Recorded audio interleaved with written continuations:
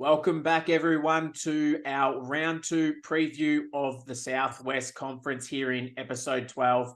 I have Beck McIntyre joining me again, and it's a big round in round two, significantly more games than round one. Looking forward to Saturday night when it all kicks off.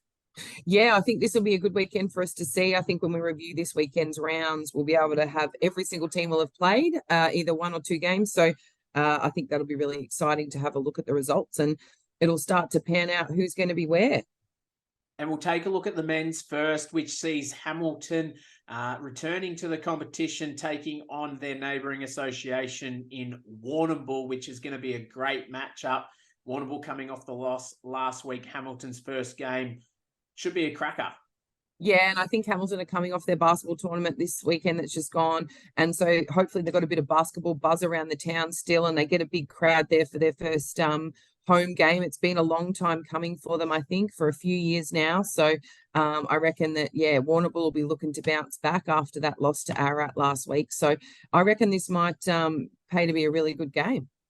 And you mentioned Ararat there. They hit the road this week. They got a bit of a road trip double. First of all, stopping in Portland on Saturday night. That's going to be a tough one. Yeah, absolutely. Especially with Nathan Hardingham in form, and they're probably going to be back at full strength, I'd say. So I think Portland will be looking to go 2 from 2, and I think Ararat will be looking to do the same. So again, should be a really good battle. But yeah, it is always harder on the road. So be interested to see how that pans out. And Horsham gets to create a bit of a party for their first home game, hosting their one of their favourite teams, I'd say, Colac. You always like playing against Colac at home, don't you?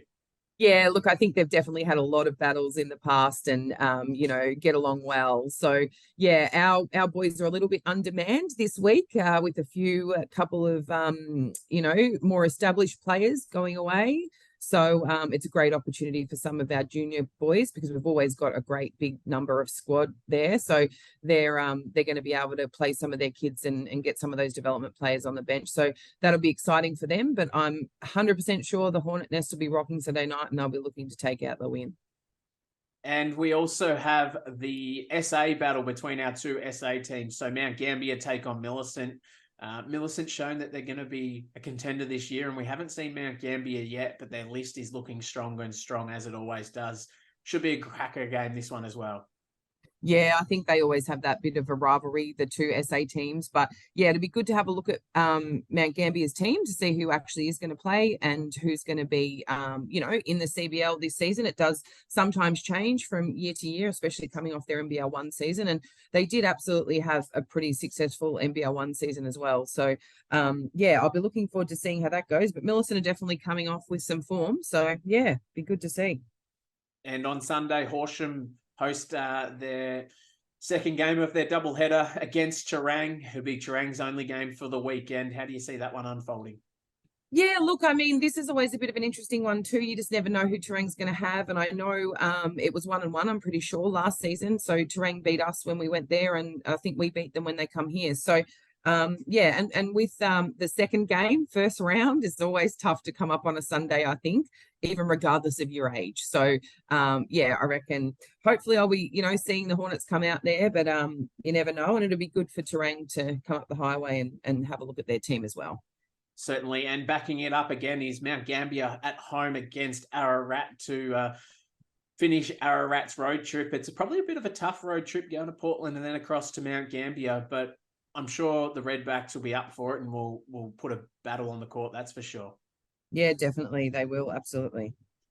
And Hamilton host a second game against Portland. Now, this is probably going to be a lot tougher Sunday than their game Saturday. So it'll be interesting to see where the result falls, won't it? Yeah, and I think just being back into the competition after years out and then playing your double headers and stuff, I know even the fittest of athletes still struggle with that, second day, especially when you haven't done it. So, yeah, I mean, Hamilton's getting a double whammy again. So, hopefully all of those crowd get down there and support them because I know that the associations work really hard to get this men's team back up. So I just really hope that everyone can get down and support Kira and her board and obviously the new coaches and the team because we want to encourage all associations to have teams in this competition because it just makes it better for all of them. We certainly do. And the last game in the men's on Sunday is Warrnambool making the road trip to Millicent. Now, it's not an easy road trip to start with, but let alone backing it up on a Sunday after having a game on the Saturday night. It's probably going to be a tough one for Warrnambool, isn't it? Yeah, look, and as we know, we've talked about it, Millicent does it really well, the CBL, and they have a really good culture there. It might not be as many, beverages going on a Sunday, but you never know. And it's always fun to go there and play. So the atmosphere is always high and their crowd always gets behind them. So it is tough to beat Millicent there. And I'm sure Millicent will want to go one better than they did last Sunday and get the win. And especially in front of the home crowd, they want to defend their home court. Yeah, absolutely. And we'll move across to the women's conference, which again kicks off with your team, Horsham Hornets, hosting Colac. Now, how do you see that game going after seeing Colac's team in round one? Look, it's always a little bit unknown, I think, especially when you haven't played. And I tend to try not to read too much into the scores because you just don't know the context. So not always does data tell you everything. But I've got a couple of players away this week, so I'm a little bit lean. I'm going to be going into the game with just 8 players, and a few of them are going to be juniors there. So great opportunities for some of the junior girls to step up and get a chance. But look, we're going to be looking to be competitive and just focus on our strengths. And yeah, hopefully we can come out victors. But it's always fun to coach against Troy. He's a great guy, and I think we'll have a great game. So. And we have the SA battle in the women's as well, with Mount Gambier hosting Millicent. So this will be Millicent's 3rd game for the season, Mount Gambier's 1st. It'll be interesting to see how Mount Gambier hit the court and whether, that first game jitters skews the result at all. Yeah, and look, grand final rematch. So I'm sure Mount Gambier are going to be looking to rectify that. Absolutely, they're going to want to win because they weren't able to get over that and get the championship. But yeah, it's always a derby between those two, and there's a strong rivalry. So be good to have a look to see again who Mount Gambier is going to have on their list, because it's always a bit unknown as well. But both really quality teams, so it'd be good to see who can come out the winner there.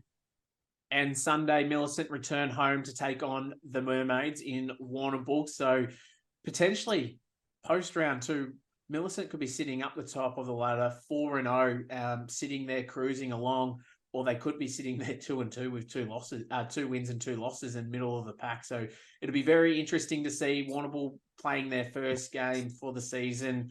Hopefully they don't have the round 1 jitters, but they probably shouldn't, coming off a sensational Big V season.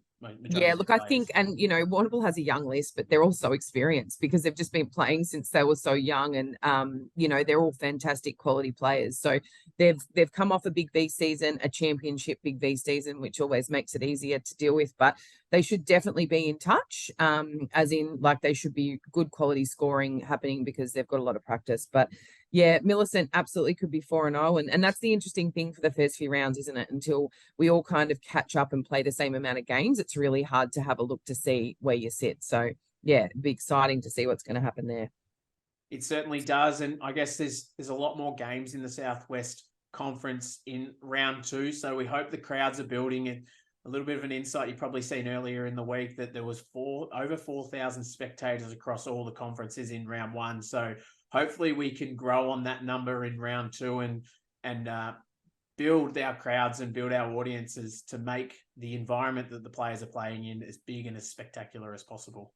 Oh, yeah, absolutely. And where else would you want to be on a Saturday night? But they're supporting the CBL and your team. So get around it, everyone. Support your teams. But yeah, let's make CBL that premier product, and we just need to get everyone there supporting. We certainly do. That concludes our round 2 preview for the Southwest Conference for season 2023. I look forward to jumping on again next week as we review what is a big round 2 in the Southwest Conference.